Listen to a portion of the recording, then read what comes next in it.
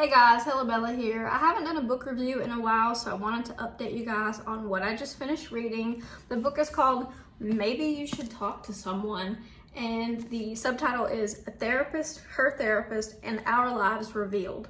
So this book is probably one of the best books that I read in 2019. I'm not a big fan of biographies, but this book really struck me as something that was different because it is a therapist talking about her own clients, and she also talks about going to therapy. So I found it pretty interesting because I've actually been going to therapy for probably like 4 or 5 years.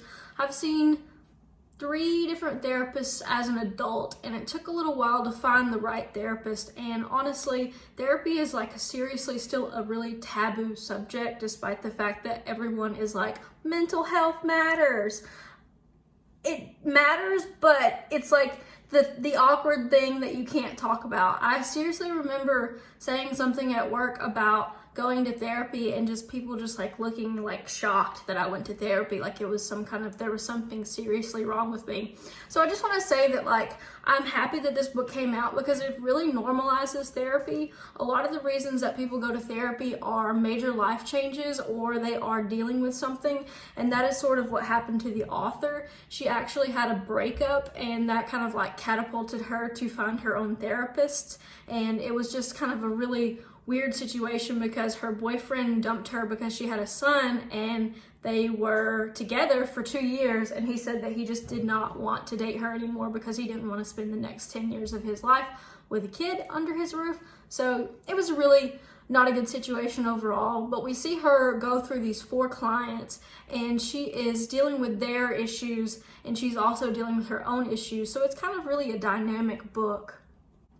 So her patients consist of a really rude guy, an old lady who has decided that if things don't get better for her, then she's just going to kill herself.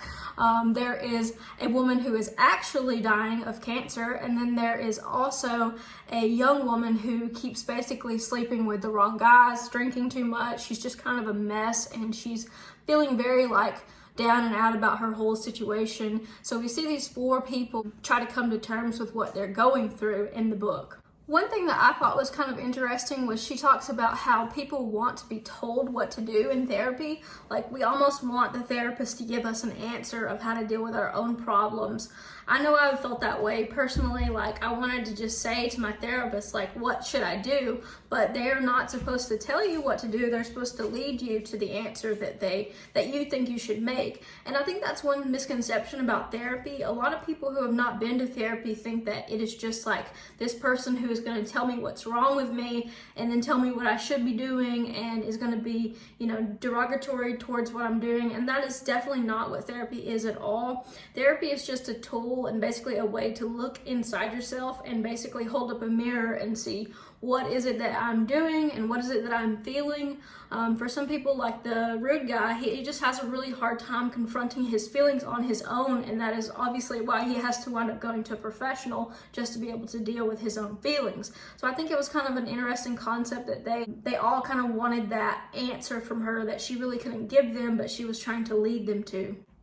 An interesting thing in the book is when she talks about how we all have basically a type that we are drawn to, and I feel this so hard because I always feel like I just literally date the same guy over and over again. It's always a different guy, but it's like he has these same qualities, and you just wonder, like, why am I attracted to the same thing over and over again? What about me is like so fundamentally flawed that this is how I keep repeating history? So she basically boils it down to we attract feelings of familiarity. So whatever we grew up with, whatever our home life was like, we basically try to recreate that situation in some ways. Like, for instance, I don't know if you watch Grey's Anatomy, but Alex Karev, his mom is crazy, and so he always dates crazy chicks. Like, that's his thing. And it's a weird Freudian thing that we do, and I think that a lot of people do it, and it's not a conscious decision. It's not like, oh, she's crazy just like mom, I'm gonna date her. Like, no, it's more like, this is something that we feel comfortable with. We know how to deal with this. We've been through this before. So she kind of has to tell her client that the one that is dating the horrible people, that she should probably stop doing this pattern and that it's all basically related to issues around her own father. So something in the book that was kind of really hit home for a lot of people, I think, and how we basically have a type and we have a way that we pick people that we want to be in a relationship with, and that was kind of interesting to me. I would really love for you guys to like this video, subscribe to the channel, and comment your thoughts on the book. There is an entire chapter about how humans change and how we basically start thinking about making changes before we ever make the change. And she talks about the stages of making a change. Like if you decide to get fit or you decide to stop drinking, you typically think about that process a long time before you actually do it. You sort of mentally plan it in your head. You think about the steps that you might need to take. You might even resist it to some level and even, kind of think, well, what's the point, and I don't want to do this, but eventually you get to the point where you're ready to take steps to actually make the change. So I thought that was like a really useful chapter because, I'm all about habits and I'm all about self-improvement. So speaking of making positive changes in your life, another thing that she talks about is how people basically use their age as an excuse to not do things. So like I see this a lot. I see people who are saying either number one, they're too young to do something, or number two, they're too old to do something. And I'm like, well, when is the appropriate time to do it? It's kind of frustrating that people make up all these excuses about why they can't do things. And they'll also have like things like, well, what would people think? Or what would my parents say? Or what would my wife say?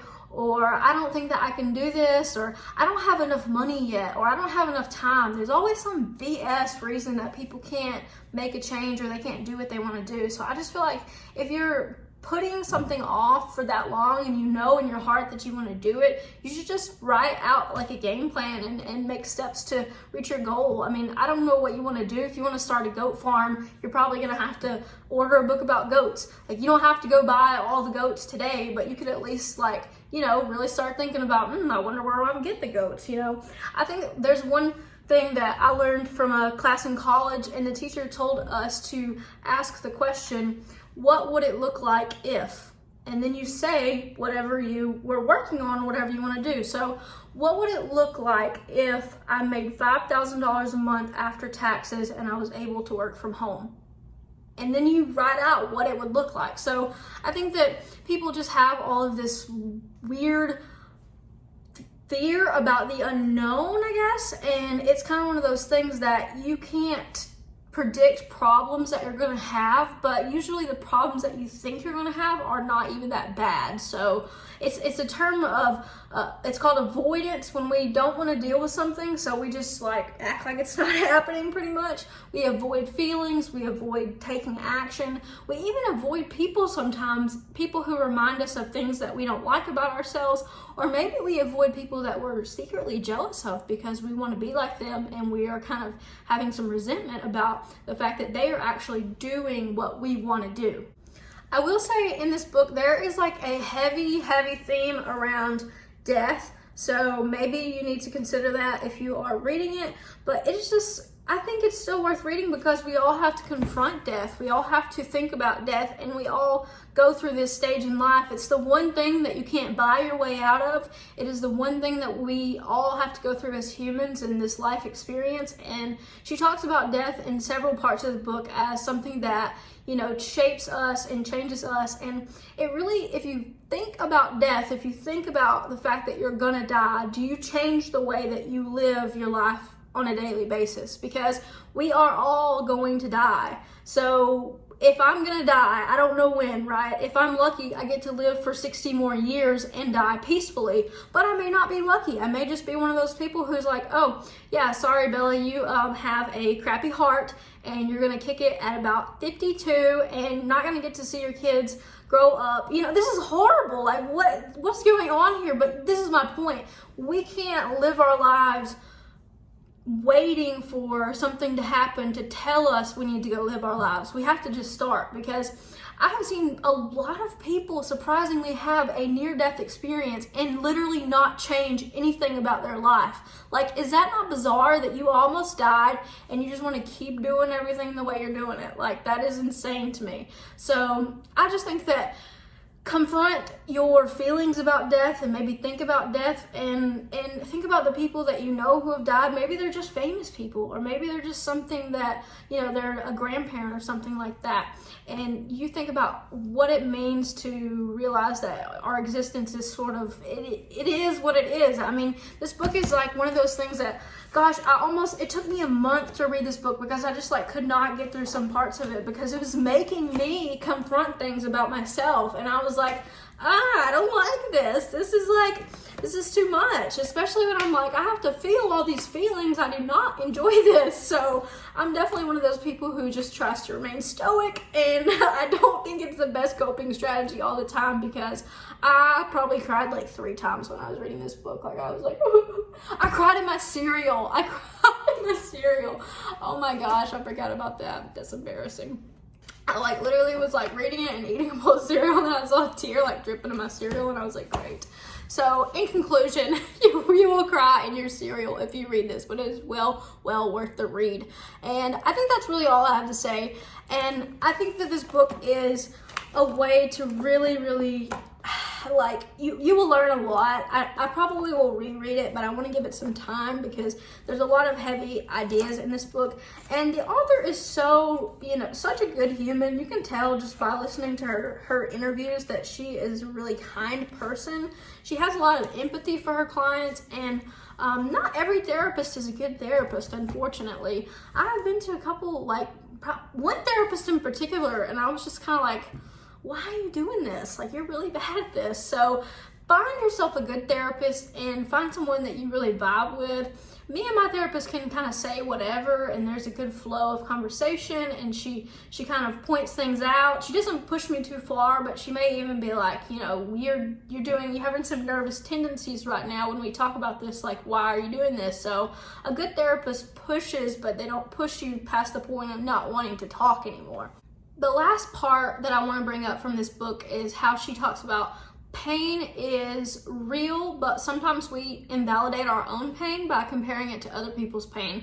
And I have done this, but mostly my parents have done this to me, where they would say things like, oh, it's not that bad, or you could have it worse, or, you know, we have a lot to be thankful for. Why are you sad? Why are you depressed? You know, other people in other countries don't have food or water.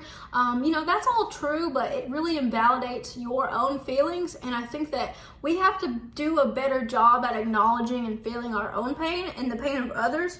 It's really not helpful when we tell other people something to basically smooth over something. Like if someone tells you like, oh, I've been feeling really down and out lately, and I just don't really like my job, and, you know, I think that this is not the right career path for me, and every day that I go to work, it just is miserable. If you say, well, you know, my cousin Carrie, she works at McDonald's, she said it's way worse. Like, that is not, you know, it's not helpful to the person who is also suffering. So just be more mindful of that. I think that a great way to validate someone is to just say, like, that sounds like it must be really hard for you, or that sounds like it must be uncomfortable. Try to figure out what they are feeling, and don't try to put words in their mouth, but at the same time, don't compare a situation to something else. And the same goes for your own pain. I'm the world's worst about being like, well, I mean, I have a lot to be thankful for, and I have a home and a car and money, and I don't really worry about that much. But at the same time, I also have really bad depression that makes it to the point where I don't even want to get out of bed for days at a time. So it's not good to invalidate myself just because I have all these other things around me. The section where she goes to therapy, I'm not going to spoil that because I feel like it's something that you should read in the book, but I think that you'll really enjoy this. I will leave a link to it in the comment section below, but I think that it is well worth the read. If you like this video and you like my little analysis, please give this video a thumbs up. It takes a lot for me to make these videos. It takes a lot of mental energy and planning and editing, so really appreciate the thumbs up, and also would appreciate it if you would subscribe to the channel and hit the bell notification if you haven't already, and you'll get an update whenever I put out new content. Thanks so much, guys. See you in the next video.